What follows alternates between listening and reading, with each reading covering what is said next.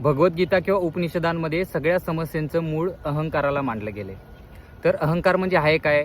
अहंकार म्हणजे मान्यतेचा पुतळा आहे, ज्यामध्ये अनेक मान्यता आपल्या स्मृतीमध्ये किंवा आपल्यामध्ये संस्कारित केल्या गेल्या आहेत। तर ह्यामध्ये एक उदाहरणार्थ जर मान्यता घ्यायची झाली तर आपल्याला लहानपणापासून असं संस्कारित केलं गेलं की आपला जन्म जो आहे तो सुख उपभोगण्यासाठी झालेला आहे।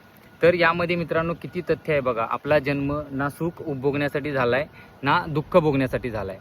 आपली कॉन्शियसनेस किंवा चेतना जी आहे ती आनंद धर्म आहे, म्हणजे आपला जन्म आनंदासाठी झाला आहे, ना सुखासाठी ना दुःखासाठी। जर सुखाच्या बाजूने लागाल तर त्याच्या 10 पट तुमच्या आयुष्यात दुःख येईल।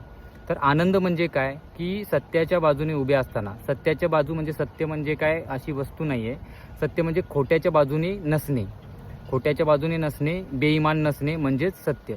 तर खोट्याच्या बाजूने नसताना तुम्हाला सुख येवो किंवा दुःख येवो त्यामध्ये अडिग राहणे म्हणजेच आनंद आहे।